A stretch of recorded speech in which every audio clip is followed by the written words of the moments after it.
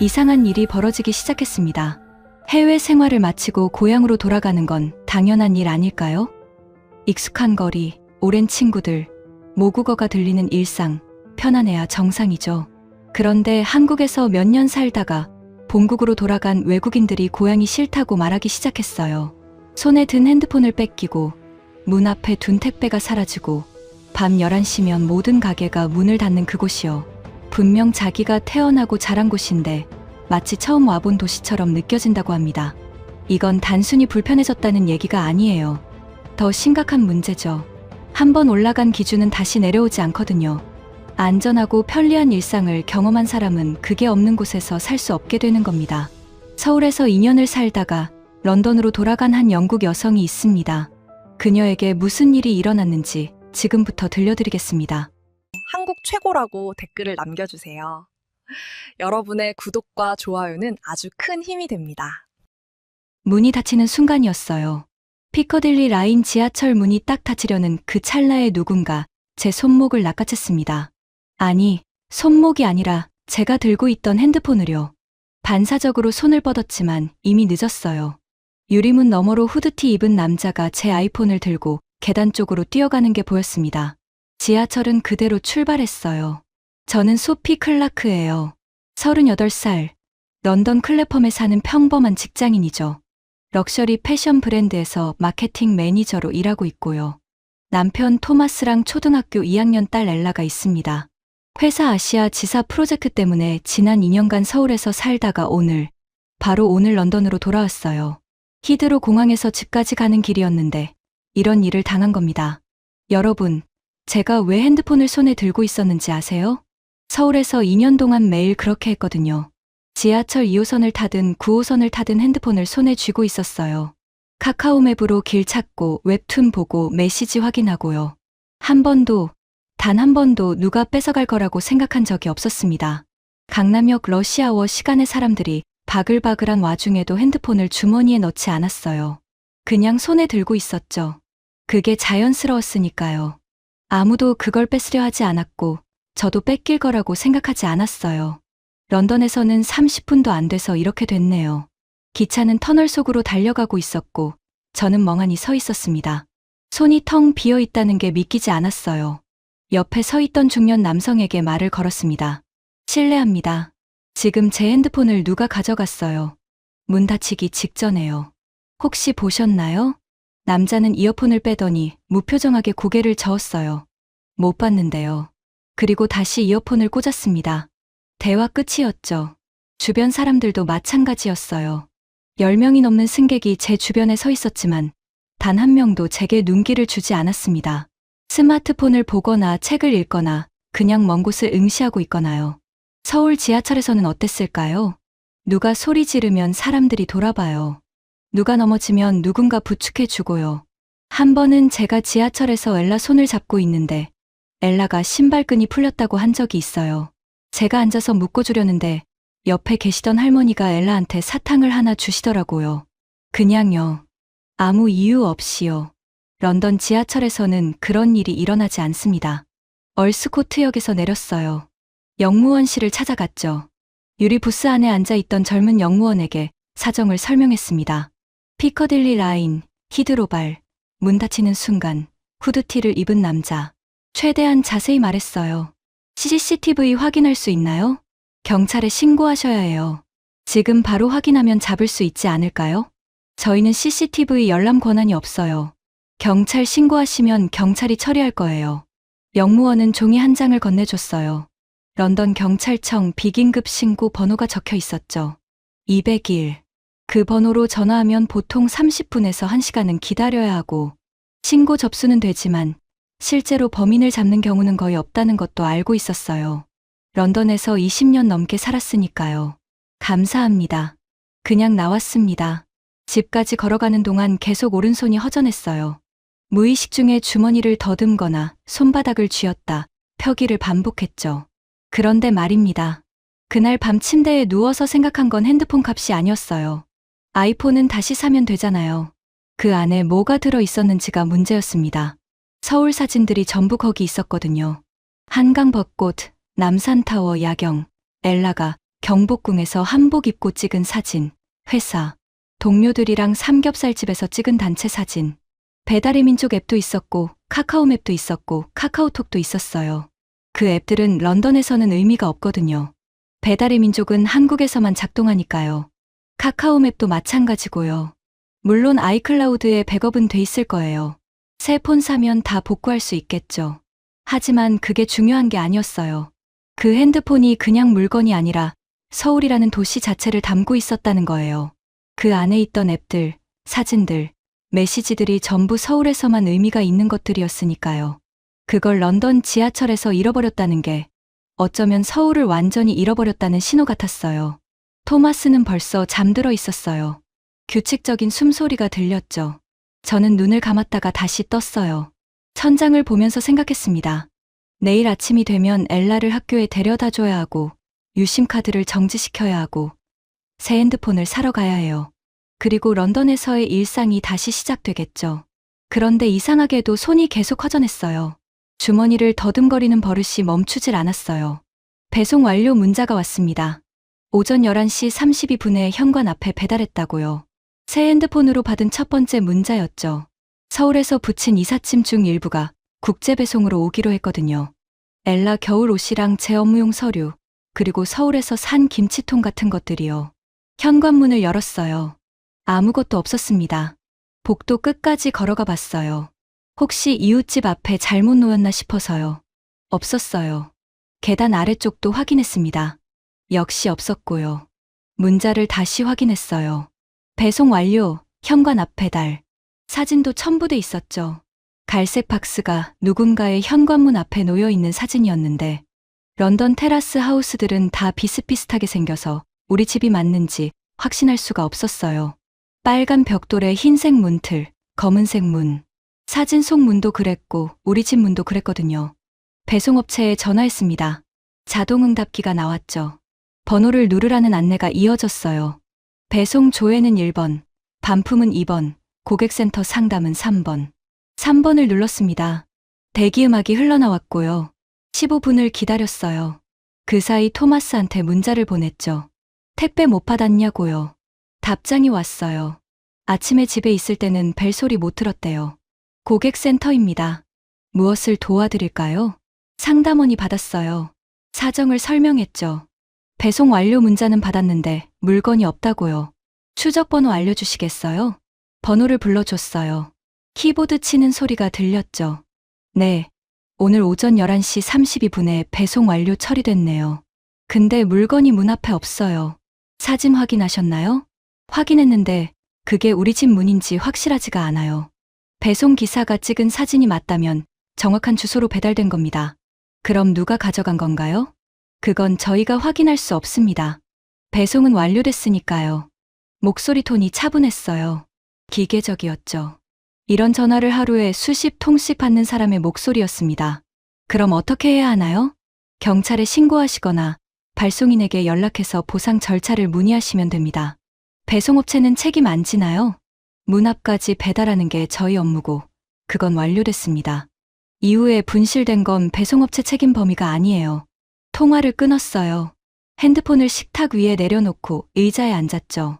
그때 떠오른 게 서울 아파트였어요. 한국에서 택배 받을 때는 1층 무인 택배함으로 가잖아요. 벽면 가득 채워진 보관함이요.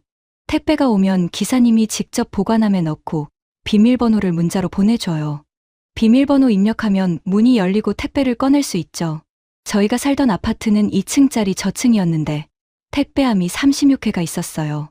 다 차면 경비실에 맡겨놓기도 했고요. 경비 아저씨가 계셨거든요. 이름 말하면 찾아주셨죠. 한 번은 제가 집에 없을 때 큰 택배가 왔는데 기사님이 직접 전화를 했어요. 부재 중이라 경비실에 맡겨놨다고 비 오니까 안쪽에 넣어놨다고요. 2년 동안 서울에서 받은 택배가 몇 개였는지 모르겠어요. 배달의 민족으로 시킨 음식, 쿠팡으로 산 생필품, 친구들이 보내준 선물들. 단 한 번도 잃어버린 적이 없었습니다. 런던 집 현관 앞을 다시 확인하러 나갔어요. 혹시 몰라서요. 역시 아무것도 없었죠. 계단을 내려가서 1층까지 갔습니다. 우편함이 있는 곳이요. 예전에는 여기 관리인이 있었어요. 빌딩 매니저라고 불렀죠. 근데 5년 전쯤에 없어졌어요. 관리비를 아끼려고요. 지금은 그냥 우편함만 덩그러니 있고 청소는 일주일에 2번 외주업체가 와서 해요. 누구한테 물어볼 수가 없었어요. 책임질 사람이 없었죠. 2층으로 올라오는데 옆집 할머니를 마주쳤어요. 미세스 패더슨이요. 혹시 오늘 우리 집 앞에 택배 보셨어요? 못 봤는데요. 왜요? 배달됐다고 문자가 왔는데 없어서요. 아, 그거 요새 흔한 일이에요. 우리 집도 지난달에 그랬어요. 할머니는 어깨를 으쓱했어요. 그리고 자기 집으로 들어갔죠. 배송기사는 사진 찍었으니 자기 할 일 다 했다고 했고요. 배송업체는 문 앞까지가 자기 책임이라고 했고요. 집주인은 관리인을 없앴고요. 이웃 할머니는 흔한 일이래요. 그 박스는 어딘가로 사라졌고 아무도 그걸 되찾아주지 않을 겁니다. 다시 우리 집으로 들어와서 소파에 앉았어요. 창밖을 봤습니다. 거리에 사람들이 지나다니고 차들이 달리고 있었죠. 평범한 런던의 오후였어요. 그런데 가슴 한쪽이 답답했어요. 물건을 잃어버린 게 억울해서가 아니었습니다. 더 이상한 건 아무도 책임지지 않는다는 거였어요. 서울 아파트 경비 아저씨 얼굴이 떠올랐어요. 이름은 기억 안 나는데 얼굴은 기억나요. 50대쯤 되셨고 늘 경비실에 계셨죠. 가끔 엘라가 학교 끝나고 집에 올 때 경비 아저씨한테 인사하고 들어왔어요. 엘라 왔어. 오늘 학교 어땠어?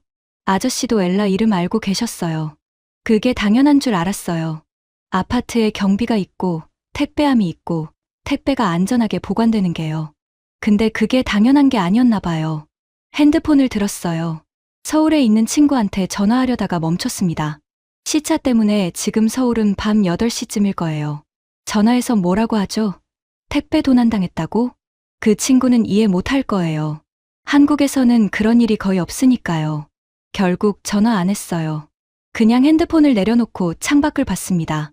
엘라가 학교에서 돌아올 시간이 다가오고 있었어요. 차를 가지러 나가야 했죠. 재택근무 겸 동네 카페에 갔어요. 회사에서 아시아 지역 보고서 정리하는 일이 있었거든요. 집에서 하려니 집중이 안 돼서 노트북을 들고 나왔습니다. 집에서 걸어서 5분 거리에 있는 작은 카페였어요. 아메리카노를 주문하고 구석 자리에 앉았어요. 노트북을 펴고 보고서를 열었죠. 서울지사에서 보낸 데이터를 정리하고 있었는데 화장실이 가고 싶어졌습니다. 노트북을 닫고 일어서려는데 멈칫했어요. 노트북을 어떻게 하죠? 가방에 넣어서 들고 가야 하나? 아니면 그냥 두고 가도 되나? 주변을 둘러봤어요. 옆 테이블에 앉은 사람들이 각자 노트북이나 핸드폰을 보고 있었는데 다들 자기 짐을 몸 가까이 두고 있더라고요. 서울 카페가 떠올랐어요. 홍대에 있는 카페였는데 거기서는 노트북 두고 화장실 가는 게 너무 자연스러웠거든요. 핸드폰이랑 지갑까지 테이블 위에 두고 30분씩 자리를 비우는 사람도 있었어요. 한 번은 제가 회의 전화를 받으러 밖에 나갔다 들어왔는데 그 사이 직원분이 제 자리에 아메리카노를 갖다 놓으셨더라고요. 런던 카페에서는 그럴 수 없을 것 같았어요. 결국 노트북을 가방에 넣어서 들고 일어났습니다. 화장실 표지판을 따라 카페 안쪽으로 걸어갔는데 문에 자물쇠가 달려 있었어요. 손잡이를 돌려봤는데 잠겨 있었죠. 카운터로 돌아갔어요. 실례합니다. 화장실 문이 잠겨 있는데요. 아, 비밀번호 필요하세요? 영수증 뒷면에 적혀 있어요. 영수증을 꺼내서 뒷면을 봤어요. 내 자리 숫자가 적혀 있었습니다. 다시 화장실로 가서 번호를 눌렀어요. 문이 열렸죠. 화장실은 좁았어요. 한 사람이 겨우 들어갈 정도였는데 휴지통이 넘쳐 있었고 바닥에 물기가 있었어요. 서울 카페 화장실이 떠올랐어요. 이태원에 있던 카페였는데 화장실이 정말 깨끗했거든요. 핸드로션도 있었고 휴지도 넉넉했고요. 무엇보다 비밀번호 같은 거 없었어요. 그냥 문 열고 들어가면 됐죠. 가방을 어깨에 맨 채로 용물을 봤어요. 노트북이 든 가방이라 무거웠는데 바닥에 내려놓기가 찝찝했거든요. 자리로 돌아와서 다시 노트북을 펴고 앉았습니다. 보고서를 계속 작성하려는데 집중이 안 됐어요. 화장실 한 번 가는데 이렇게 신경 쓸 일이 많은지 몰랐거든요. 1시간쯤 지났을 때 커피가 떨어졌어요. 아메리카노를 한 잔 더 시키려고 카운터로 갔다가 문득 생각났습니다. 공중화장실은 어디 있지? 카페 화장실 말고 밖에 있는 공중화장실 말이에요. 서울에서는 지하철역마다 있었잖아요. 공원에도 있었고 큰 거리에도 있었고요. 깨끗하고 무료였죠. 카운터 직원한테 물어봤어요. 혹시 근처에 공중화장실 있나요? 지하철역까지 가시면 있을 거예요. 아니면 맥도날드요. 맥도날드도 비밀번호 필요한가요? 네. 주문하면 영수증에 나와요. 고맙다고 하고 자리로 돌아왔습니다. 서울 명동거리가 떠올랐어요. 대로변에 공중화장실이 있었거든요. 유리로 된 깨끗한 건물이었는데 누구나 그냥 들어가서 쓸 수 있었어요. 휴지도 넉넉했고 비누도 있었고 손 말리는 건조기도 있었죠. 한 번은 엘라랑 남산 올라갔다가 화장실이 급해진 적이 있었어요. 바로 근처에 공중화장실이 있어서 들어갔는데 장애인 화장실까지 갖춰져 있더라고요. 깨끗하고 넓고 무료였어요. 런던에서는 공중화장실을 찾는 게 일이에요. 있어도 유료인 경우가 많고요. 동전 넣어야 문이 열리는 구조였죠. 한 번은 1파운드짜리 동전이 없어서 근처 상점에서 물건을 사서 잔돈을 만든 적도 있었어요. 노트북 화면을 보면서 타이핑을 하는데 손가락이 자꾸 멈췄어요. 집중이 안 됐죠. 핸드폰 두고 자리 못 비우는 것. 노트북 들고 화장실 가야 하는 것. 화장실 쓰려면 비밀번호 눌러야 하는 것. 공중화장실은 유료인 것. 하나하나는 작은 일이에요. 불편하긴 해도 참을 수 있죠. 그런데 이게 매일 쌓이면 어떻게 될까요? 보고서를 마저 작성하고 카페를 나왔어요. 집으로 걸어가는 길에 편의점이 보였는데 들어가지 않았어요. 서울에서는 편의점 화장실을 자주 이용했거든요. 깨끗하고 무료였으니까요. 런던 편의점에는 손님용 화장실이 없어요. 집에 도착해서 현관문을 열고 들어갔습니다. 가방을 소파에 내려놓고 화장실에 갔어요. 우리 집 화장실이요. 문 열고 들어가는데 안도감이 들었습니다. 비밀번호 안 눌러도 되고, 동전 안 넣어도 되고, 가방 들고 안 들어가도 되니까요. 창문을 열었어요. 바깥 공기가 들어왔죠. 엘라를 데리러 갈 시간이 다가오고 있었어요. 엄마, 나 걸어서 갈래요. 아침 7시 30분, 엘라가 현관에서 신발을 신으며 말했어요. 뭐, 학교, 걸어서 가면 안 돼요? 저는 식탁에서 커피를 마시고 있었는데 손이 멈췄습니다. 엘라는 학교 가방을 메고 저를 보고 있었어요. 안 돼. 차 타. 왜요? 서울에서는 혼자 갔잖아요. 그 말에 뭐라고 대답해야 할지 몰랐어요. 엘라는 서울에서 집에서 학교까지 혼자 걸어 다녔거든요. 도보로 12분 거리였어요. 첫 한 달은 제가 데려다 줬어요. 미국에서의 습관 그대로요. 그런데 어느 날 같은 반 친구 엄마가 그러시더라고요. 여기서는 아이들끼리 걸어가도 괜찮아요. 처음에는 믿기 어려웠습니다. 초등학교 2학년이 혼자 걸어서 학교를 간다고요? 그런데 실제로 아침마다 보니까 아이들이 335 걸어가고 있었어요. 학교 앞 문구점에 들렀다가 가는 아이들도 있었고요. 2달째부터 엘라도 혼자 걸어가기 시작했습니다. 아침 7시 40분에 집을 나서면 7시 52분쯤 학교에 도착했어요. 가끔 늦잠 자면 뛰어가기도 했고요. 저는 창문으로 엘라가 골목을 걸어가는 모습을 봤습니다. 가방을 메고 총총 걸어가는 뒷모습이요. 불안하지 않았어요. 아니, 정확히 말하면 불안하지 않다는 게 불안했어요. 미국이었다면 절대 이렇게 못했을 거거든요. 엄마, 엘라가 다시 말했어요. 여기도 걸어갈 수 있잖아요. 여기는 서울이 아니야. 그럼 뭐가 달라요? 저는 커피잔을 내려놓고 엘라 쪽으로 걸어갔습니다. 신발장 앞에 쪼그리고 앉아서 엘라 눈높이에 맞췄어요. 엘라, 학교까지 얼마나 멀어? 모르겠어요. 차로 20분 걸려. 걸어가려면 1시간 넘게 걸릴 거야. 그럼 버스 타면 되잖아요. 버스 정류장까지도 멀어. 그리고 버스를 2번 갈아타야 해. 엘라는 입술을 삐죽 내밀었어요. 이해가 안 된다는 표정이었죠. 저도 이해가 안 됐어요. 왜 학교가 이렇게 멀리 있는지, 왜 걸어갈 수 없는 거리인지. 미국은 땅이 넓잖아요. 학교까지 차로 20분, 30분 걸리는 경우가 흔합니다. 스쿨버스라는 게 있긴 해요. 그런데 이 스쿨버스가 모든 아이 집 앞에 서는 게 아니에요. 학교에서 일정 거리 이상 떨어져 살아야 탈 수 있어요. 저희 집은 그 거리보다 가까웠어요. 그래서 스쿨버스가 안 왔죠. 가깝다는 게 차로 20분 거리라는 뜻이었는데요. 그렇다고 걸어갈 수 있는 거리는 아니에요. 인도가 제대로 안 돼 있는 구간도 있고, 큰 도로를 건너야 하는 곳도 있고요. 무엇보다 미국에서 초등학생이 혼자 길을 걷는 건 치안 때문에 대부분의 부모가 허락하지 않아요. 멀어도 못 보내고 가까워도 못 보내는 거예요. 결국 부모가 직접 차로 데려다 줘야 합니다. 엘라, 옷 입어. 늦으면 안 돼. 엘라는 더 이상 말하지 않았어요. 가방을 메고 현관문을 나섰죠. 저도 차키를 들고 따라 나갔습니다. 차에 타서 시동을 걸었어요. 엘라는 뒷좌석에 앉아서 창밖을 보고 있었어요. 학교까지 가는 20분 동안 엘라는 한마디도 안 했습니다. 학교 앞에는 카풀 라인이라는 게 있어요. 자동차가 줄을 서는 전용 구역이죠. 아침마다 여기서 15분을 기다립니다. 차들이 한 대씩 앞으로 나가면서 아이들을 내려주는 거예요. 드디어 우리 차례가 됐어요. 잘 다녀와. 응. 엘라가 차 문을 열고 내렸습니다. 가방을 메고 학교 건물 쪽으로 걸어가는 뒷모습을 봤어요. 서울에서 봤던 그 뒷모습이 떠올랐습니다. 골목을 혼자 걸어가던 엘라요. 가끔 뒤돌아보면서 제게 손 흔들던 모습이요.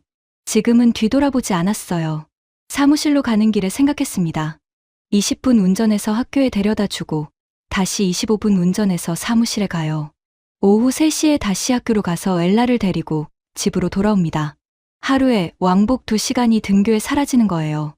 서울에서는 이 시간이 제로였거든요. 엘라가 혼자 걸어갔으니까요. 12분이면 학교에 도착했어요. 저는 그 시간에 커피를 마시며 기사를 읽었습니다. 오후에 엘라가 혼자 돌아오면 같이 간식을 먹었고요. 오후 3시가 되자 사무실을 나왔어요. 다시 차를 몰고 학교로 갔죠. 카풀라인에 차를 대고 기다렸습니다. 앞에 차가 20대쯤 서 있었어요. 20분을 기다렸습니다. 엘라가 나왔어요. 뒷좌석에 탔죠. 학교 어땠어? 그냥. 점심은 뭐 먹었어? 샌드위치. 그리고 엘라는 다시 창밖을 봤어요. 집으로 가는 길에 편의점 앞을 지나쳤습니다. 서울에서는 엘라가 학교 끝나고 혼자 편의점에 들렀거든요. 초코바 하나 사 먹고 집에 오곤 했어요. 런던에서는 그럴 수 없어요. 집에 도착했어요. 엘라는 가방을 소파에 던지고 자기 방으로 들어갔습니다. 저는 거실에 서서 창밖을 봤어요. 해가 아직 높이 떠 있었어요. 오후 4시였으니까요. 서울에서는 이 시간에 엘라가 학원에 가거나 친구 집에 놀러 갔어요. 혼자서요. 밤 9시에 학원 끝나고 혼자 걸어서 집에 왔습니다. 골목길을 걸어서요. 1000만 명이 사는 거대한 도시인데 그게 가능했던 거예요. 런던에서는 오후 4시에 집에 도착하면 그게 끝이에요. 엘라는 집에만 있어야 해요. 제가 차로 데려다 주기 전까지는 어디도 갈 수 없으니까요. 저녁을 준비하면서 생각했습니다. 서울에서 엘라가 혼자 움직이는 모습을 봤을 때 저는 우리 딸이 독립적으로 자라고 있다고 생각했어요.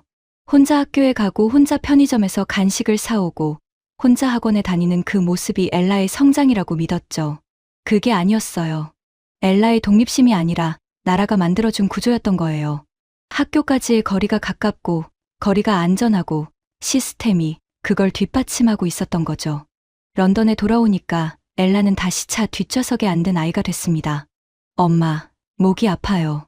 엘라가 학교에서 돌아오더니 소파에 주저앉으며 말했어요. 목소리가 쉬어 있었죠. 이마에 손을 대봤습니다. 뜨겁더라고요. 체온계를 가져와서 재봤어요. 38도 2부였습니다. 많이 아파. 삼키면 아파요. 목을 보니 빨갛게 부어 있었어요. 편도선이 부은 것 같았습니다. 서울이었으면 어떻게 했을까요? 집 근처 소아과에 걸어갔을 거예요. 저희가 살던 아파트 단지 근처에 소아과가 3군데 있었거든요. 가장 가까운 곳이 도보 7분이었어요. 예약 없이 가도 됐죠.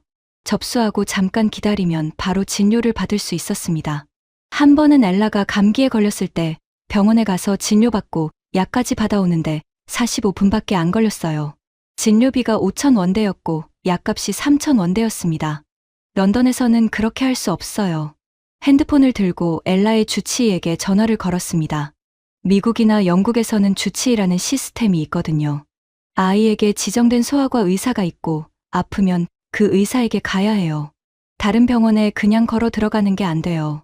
전화벨이 6번 울렸습니다. 자동응답이 나왔어요. 번호를 누르라는 안내가 나왔고요. 1번을 눌렀습니다. 다시 대기음악이 흘렀죠. 10분을 기다렸어요. 네, 무엇을 도와드릴까요? 제 딸이 열이 38도가 넘고 목이 아픈데요. 진료 예약 가능한가요? 환자 이름이요? 엘라 클라크입니다. 키보드 치는 소리가 들렸어요. 가장 빠른 예약이 5월 20일 오후 3시인데요. 저는 달력을 봤습니다. 오늘이 5월 7일이었어요. 그게 언제죠? 2주 금요일 다음 주 목요일이요. 2주 뒤라는 말씀이세요? 네, 그렇습니다. 엘라가 소파에서 신음소리를 냈어요. 목이 아파서요. 지금 아이가 열이 38도가 넘는데 2주를 기다려야 한다는 거예요? 죄송하지만 그게 가장 빠른 예약입니다. 응급 상황이시면 응급실로 가시는 걸 권장드려요. 통화를 끊었어요. 토마스한테 전화했습니다. 회사에 있었죠. 엘라가 아픈데 GP 예약이 2주 뒤래. 응급실 가봐. 거기 가면 몇 시간 기다려야 할 텐데. 그럼 어떻게 해? 저도 몰랐어요. 엘라를 데리고 응급실에 갈 수도 있었어요. 그런데 영국 NHS 응급실이 어떤 곳인지 알고 있었거든요. 생명이 위급한 환자가 우선이기 때문에 열이 좀 있고 목이 아픈 정도로는 우선순위에서 밀립니다. 3시간, 4시간 기다리는 건 보통이에요. 그리고 비용이요. 응급실에 발을 들이는 순간 기본 수백 파운드가 시작됩니다. 보험이 있어도 본인 부담금이 200파운드에서 500파운드 사이예요.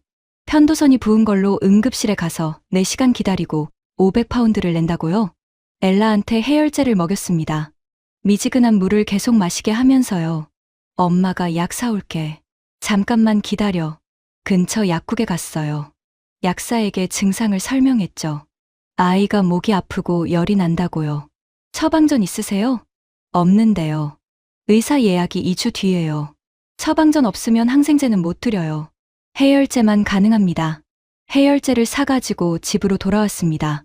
엘라는 소파에 누워 있었어요.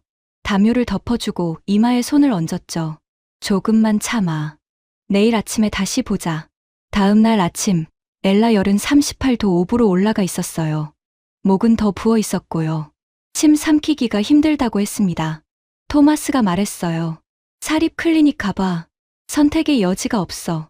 사립 클리닉은 NHS가 아니에요. 돈을 내고 가는 병원이죠. 예약이 빠르고 대기 시간이 짧지만 비용이 비쌉니다. 전화해서 예약을 잡았어요. 오늘 오후 4시에 가능하다고 했죠. 엘라를 데리고 클리닉에 갔습니다. 접수를 하고 10분을 기다렸어요. 간호사가 엘라 이름을 불렀죠. 진료실에 들어갔어요. 의사가 엘라 목을 들여다봤습니다. 서랍자로 혀를 누르고 목 안쪽을 확인하더니 고개를 끄덕였어요. 편도선염이네요. 항생제 처방해 드릴게요. 진료 시간은 7분 정도였습니다.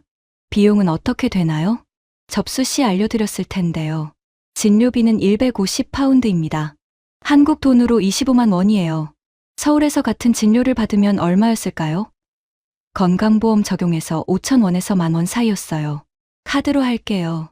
카드를 건넸습니다. 결제가 됐어요. 처방전을 들고 약국에 갔어요.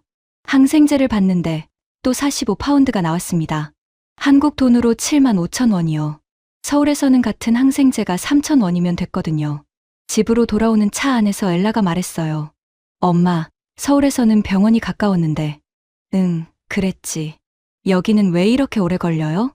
뭐라고 대답해야 할지 몰랐어요. 집에 도착해서 엘라한테 항생제를 먹였습니다. 침대에 눕히고 담요를 덮어줬어요. 거실로 나와서 소파에 앉았습니다. 영수증을 다시 봤어요. 150파운드에 45파운드. 합쳐서 195파운드였습니다. 서울에서 엘라가 아팠던 날이 떠올랐어요. 감기에 걸려서 병원에 갔었죠.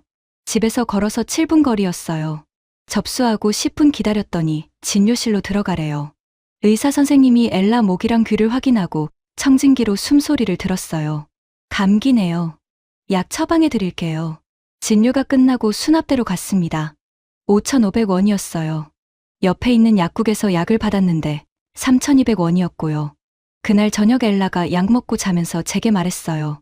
엄마, 병원이 가까워서 좋아요. 그때는 그게 특별한 건지 몰랐어요. 소파에 앉아서 창밖을 봤습니다. 해가 지고 있었어요. 엘라 방에서 기침 소리가 들렸습니다. 일어나서 엘라 방으로 갔어요. 엘라는 자고 있었는데 얼굴이 홍조를 띠고 있었죠. 이마에 손을 대봤어요. 아직 열이 있었지만 아침보다는 나은 것 같았습니다. 엘라 옆에 앉아서 머리를 쓰다듬어 줬어요. 서울에서는 엘라가 아프면 걱정은 했지만 불안하지는 않았습니다. 병원이 가깝고 진료가 빠르고 비용이 부담되지 않으니까요. 아프면 병원에 가면 된다. 그 단순한 믿음이 있었어요. 런던에서는 엘라가 아프면 걱정과 불안이 동시에 옵니다. 예약이 잡힐까? 대기가 얼마나 길까? 비용이 얼마나 나올까? 아이가 아픈데 의사를 바로 만날 수 없다는 그 무력감이요. 엘라가 뒤척였어요.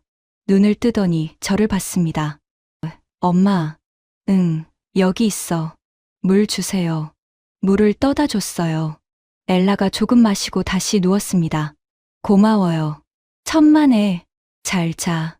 엘라는 다시 눈을 감았어요. 저는 엘라 방에서 나와 거실로 왔습니다.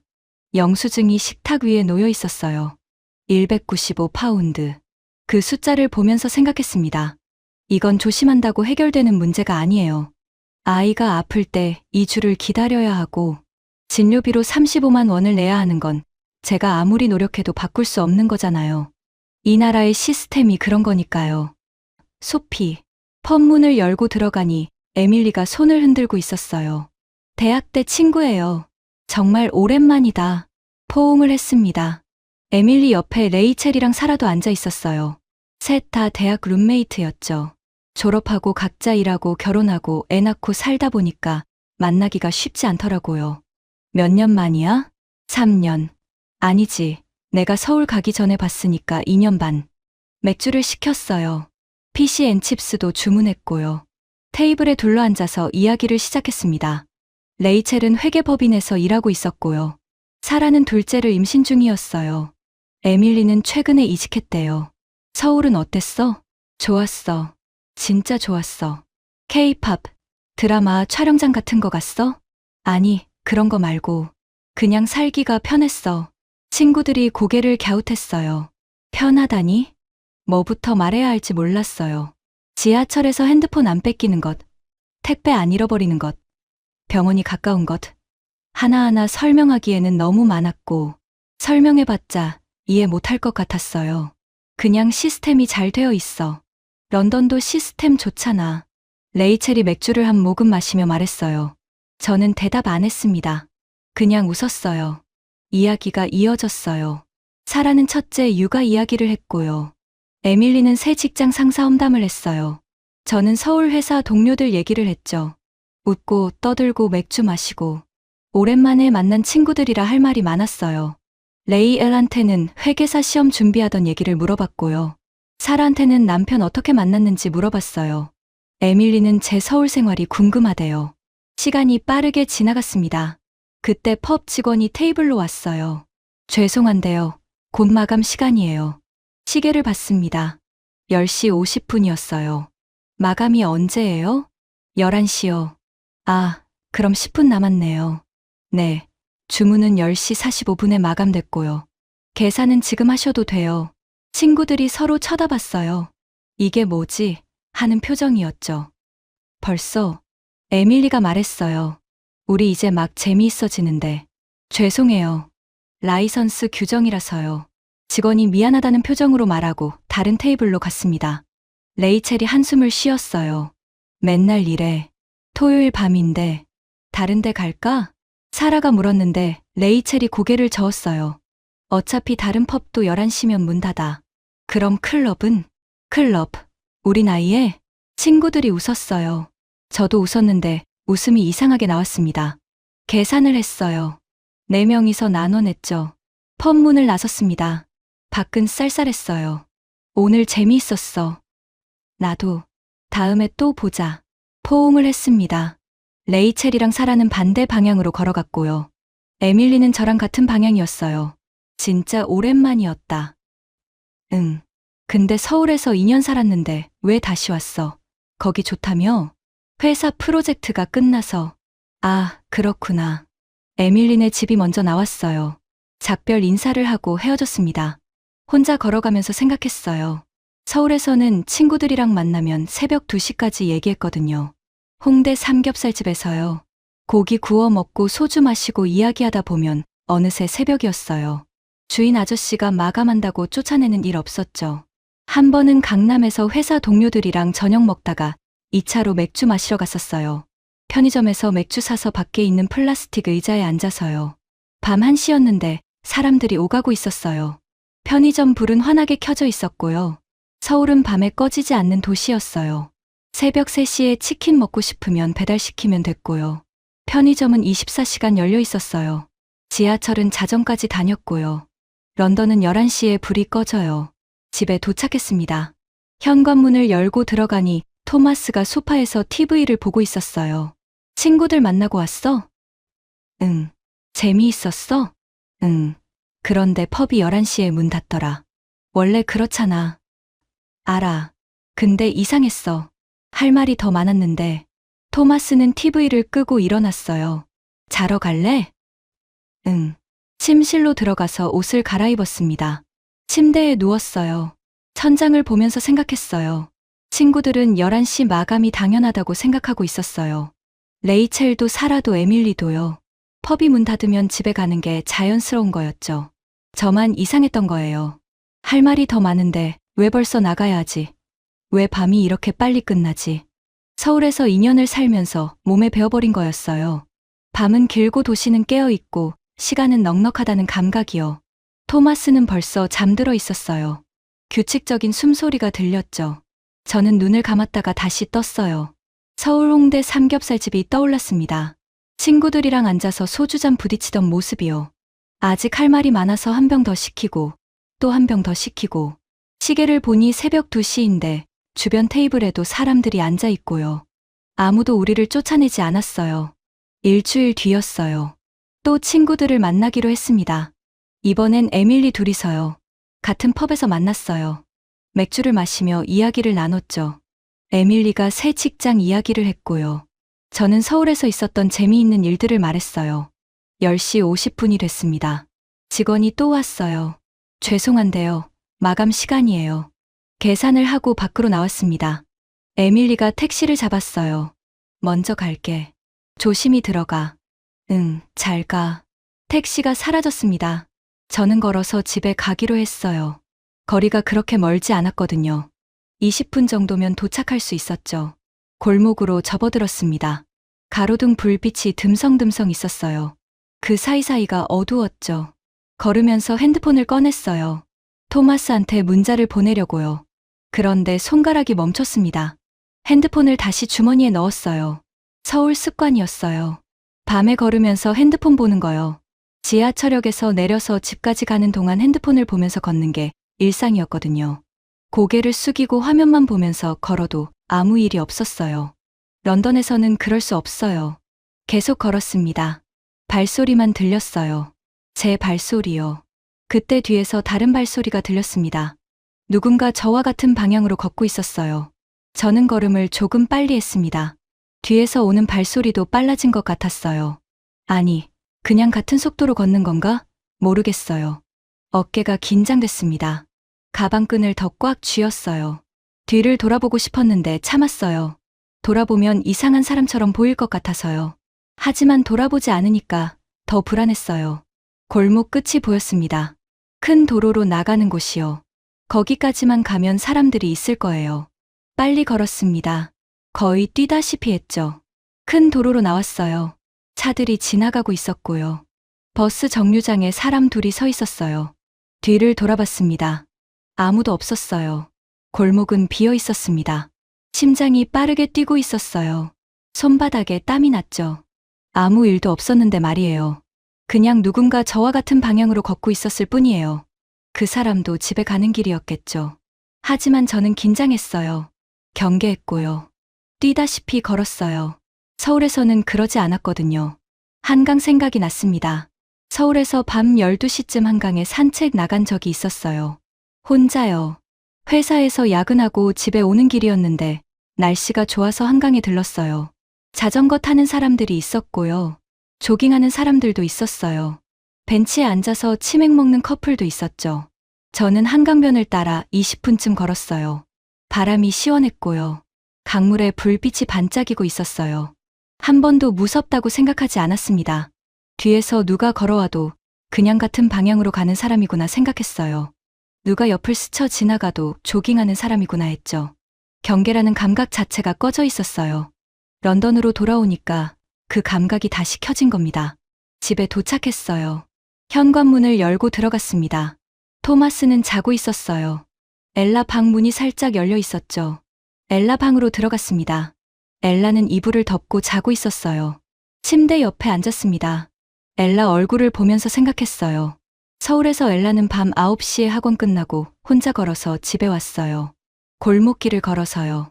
제가 창문으로 엘라가 오는 걸 지켜봤거든요. 가방을 메고 총총 걸어오는 모습이요. 한 번도 걱정하지 않았어요. 엘라가 무사히 돌아올 거라는 걸 알고 있었으니까요. 런던에서는 엘라를 밤에 혼자 못 내보내요. 골목이 무섭고 거리가 불안하니까요. 엘라가 눈을 떴습니다. 엄마? 응. 자고 있었어? 지금 들어왔어요? 응. 친구 만나고 왔어요? 응. 엘라가 일어나 앉았어요. 엄마, 서울 얘기해줘요. 지금? 자야 하는데. 조금만요. 엘라는 이불을 당겨서 무릎에 올렸어요. 뭐 얘기해줄까? 한강 얘기요. 한강 얘기를 해줬어요. 밤에 산책 나갔던 얘기요. 사람들이 자전거 타고 조깅하고 치맥 먹고 있었던 얘기요. 엄마도 혼자 걸었는데 무섭지 않았다는 얘기요. 엘라가 물었어요. 여기는 왜 무서워요? 대답을 못했어요. 엘라는 다시 누웠습니다. 이불을 덮어줬어요. 잘 자. 엄마도요. 엘라 방을 나와서 거실로 왔습니다. 소파에 앉았어요. 창밖을 봤습니다. 거리가 어두웠어요. 가로등 몇 개만 켜져 있고요. 사람은 보이지 않았어요. 손이 떨리고 있었어요. 아직도요. 아무 일도 없었는데 말이에요. 그냥 골목을 걸었을 뿐인데요. 서울에서 2년을 살면서 제 안에 있던 경계 본능이 완전히 꺼져버렸던 거예요. 밤거리가 안전하고 사람들이 위협이 아니라는 걸 몸이 기억해버렸죠. 런던에 돌아오니까 그 본능이 다시 작동하기 시작했어요. 뒤에서 발소리가 들리면 긴장하고 어두운 골목을 피하고 핸드폰을 꺼내지 않고 첫날 밤 지하철에서 핸드폰을 잃어버렸던 게 생각났습니다. 그때는 그냥 운이 나빴다고 생각했어요. 하지만 지금 생각해보니 그게 아니었어요. 제가 바뀌어 버린 거였어요. 서울이라는 도시가 저를 바꿔놓은 겁니다. 경계하지 않아도 되는 사람으로요. 그리고 그 사람은 런던에서 살 수 없었어요. 일주일이 지났습니다. 아침에 엘라를 학교에 데려다 주고 사무실에 가서 일하고 오후에 다시 엘라를 데리러 갔어요. 저녁을 만들고 설거지를 하고 엘라 숙제를 도와줬죠. 매일이 똑같았어요. 토요일 오후였습니다.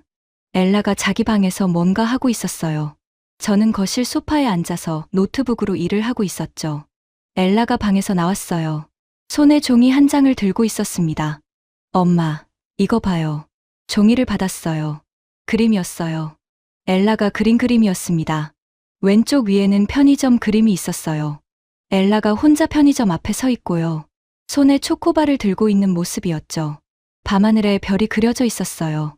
오른쪽 위에는 한강이 그려져 있었습니다. 벤치에 엘라랑 저랑 토마스가 앉아 있고요.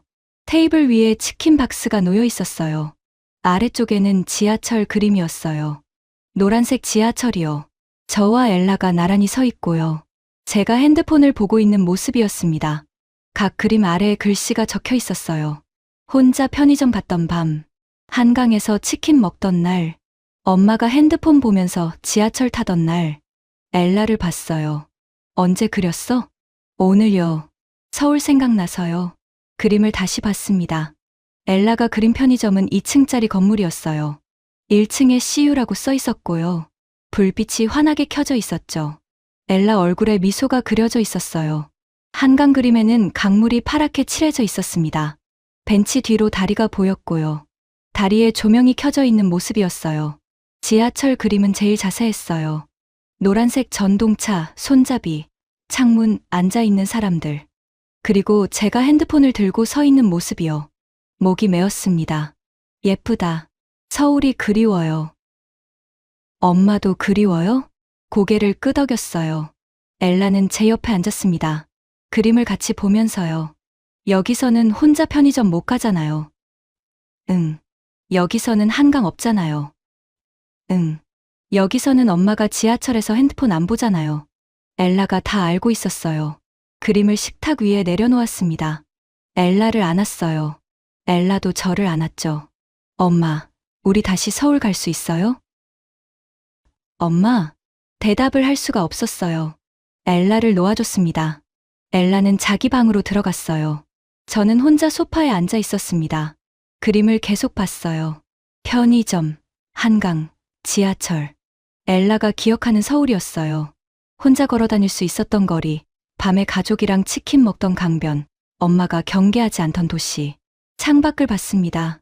런던 거리가 보였어요. 차들이 지나가고 있었고요. 사람들이 걷고 있었어요. 저는 여기서 태어났습니다. 38년을 여기서 살았어요. 대학도 여기서 나왔고, 직장도 여기서 다녔고, 결혼도 여기서 했어요. 런던이 제 고향이에요. 그런데 이상했어요.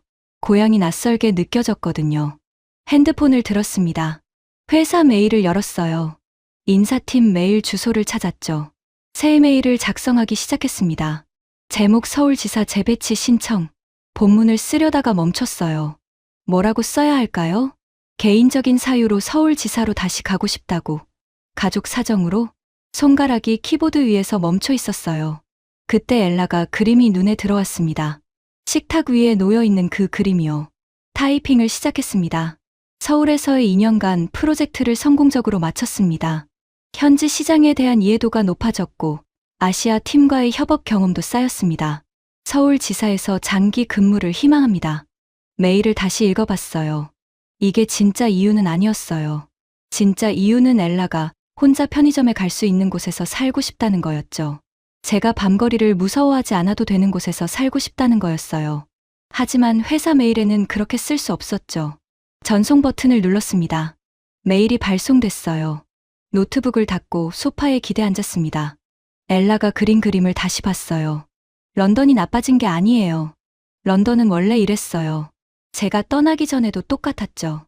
달라진 건 저였습니다. 서울에서 살면서 제 기준이 바뀌어버린 거예요.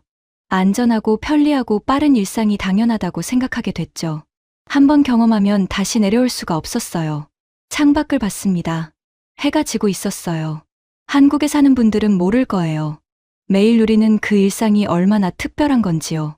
밤 11시에 슬리퍼 신고 편의점 가는 것, 아이가 혼자 학교에 걸어가는 것, 아플 때 당일 진료받는 것, 핸드폰을 들고 길을 걷는 것, 택배를 잃어버리지 않는 것. 이게 전부 당연한 게 아니었어요. 전 세계 대부분의 나라에서는 이 중 하나도 누리기 어려운 것들이에요. 저는 그걸 서울을 떠나고 나서야 알게 됐습니다. 토마스가 퇴근해서 돌아왔어요. 현관문을 열고 들어오더니 물었습니다. 무슨 생각해? 서울 생각. 그럴 줄 알았어.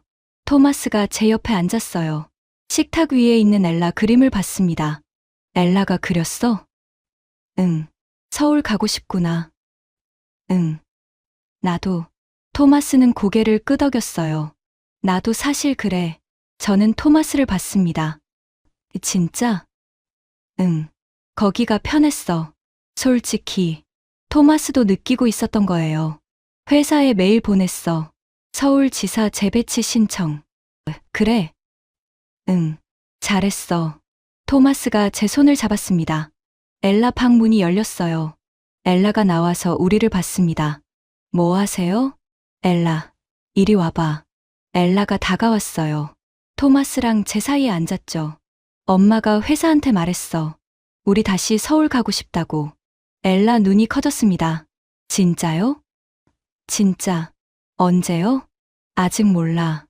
회사에서 결정해야 해. 시간 좀 걸릴 거야. 그래도 갈 수 있어요? 응, 갈 수 있어. 엘라가 저를 안았습니다. 꽉 안았어요. 저도 엘라를 안았습니다. 창밖으로 런던의 밤이 내려앉고 있었어요.